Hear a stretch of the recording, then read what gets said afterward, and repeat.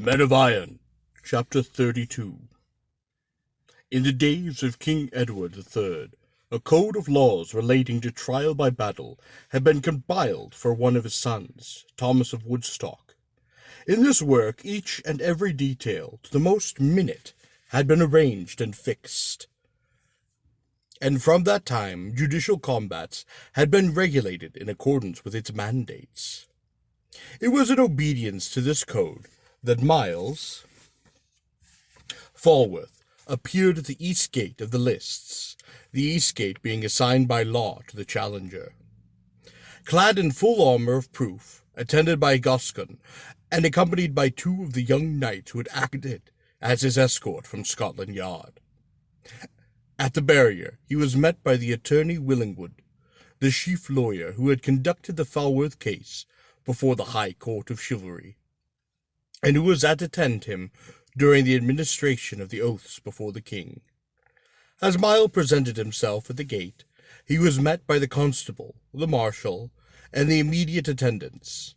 The constable, laying his hand upon the bridle rein, said in a loud voice, "Stand, Sir Knight, and tell me why you come thus armed to the gates of the list.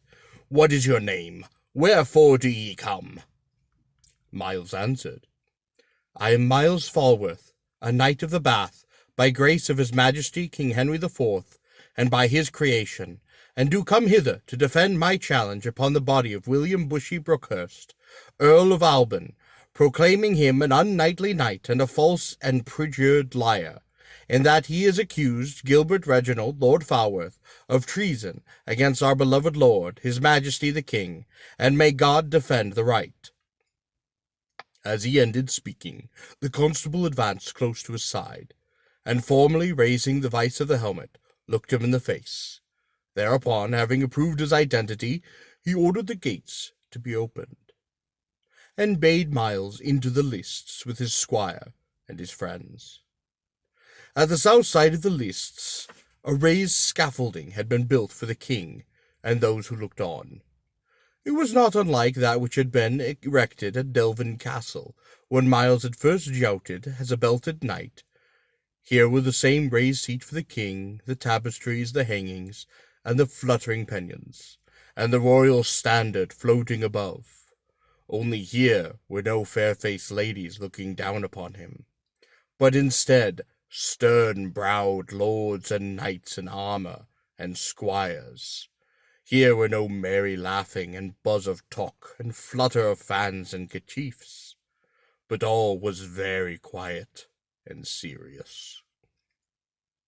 Miles riding upon his horse, with Guskin holding the bridle rein, and his attorney walking beside him with his hand upon the stirrups, followed the constable across the lists to an open space in front of the seat where the king sat. There, having reached his appointed station, he stopped, and the constable advancing to the foot of the stairway that led to the dais above, announced in a loud voice that the challenger had entered the lists. "Then call the defendant straight away," said the king, "for noon draws nigh." The day was very warm, and the sun, bright and quite unclouded, shone fiercely down upon the open lists. Perhaps few men nowadays could bear the scorching heat of iron plates such as Mile wore, from which the body was protected only by a leather jacket and hose. But men's bodies in those days were tougher, and seasoned to the hardships of weather, than they are now in our times. Miles thought no more of the burning iron plates that encased him than a modern soldier thinks of his dress uniform in warm weather. Nevertheless, he raised the visor of his helmet to cool his face as he waited the coming of his opponent.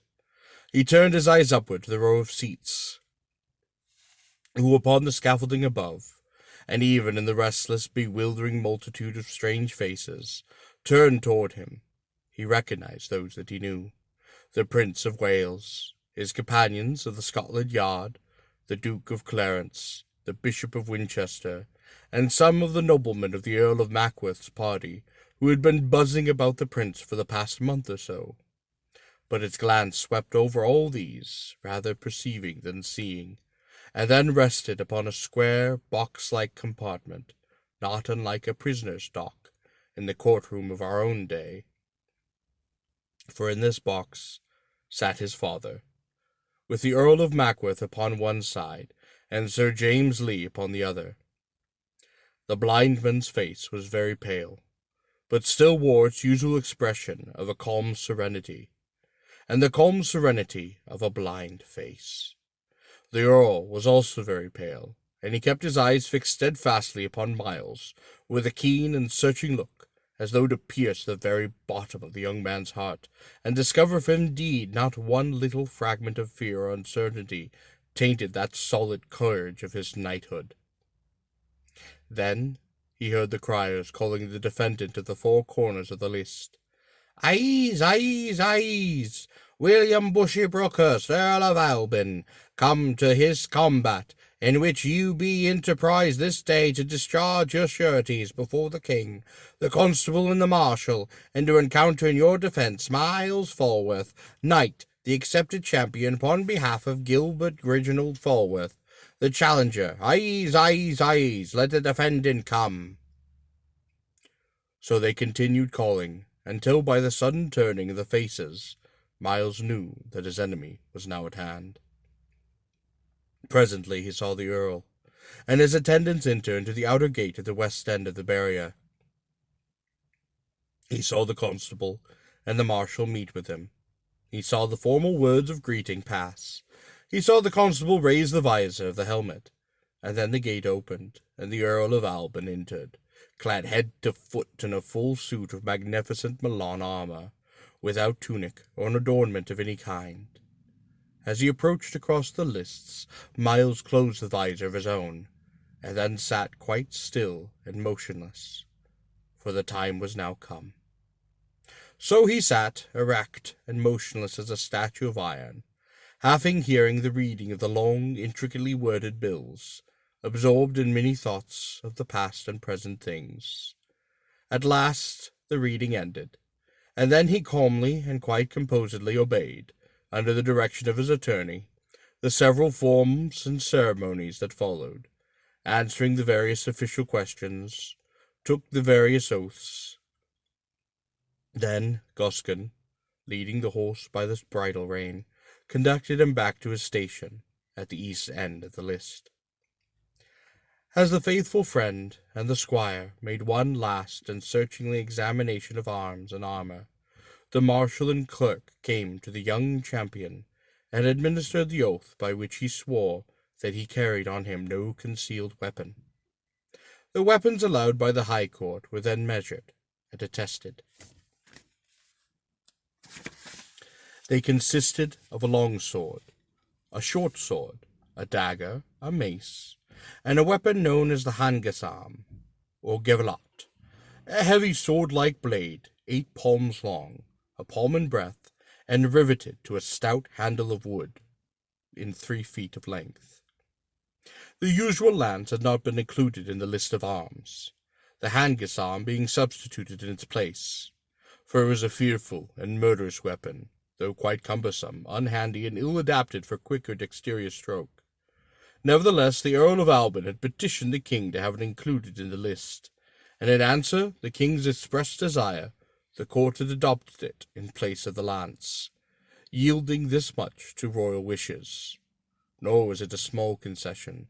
The Handyman had been a weapon very much in vogue in King Richard's day, and was now nearly, if not entirely, out of fashion with the younger generation of warriors. The Earl of Alban was, of course, well used to this blade, while Myles, it was strange and new, either for attack or in its defence. With the administration of the final oath and the examination of the weapons, the preliminary ceremonies came to an end, and presently Myles heard the criers calling to clear the lists, as those around him moved to withdraw.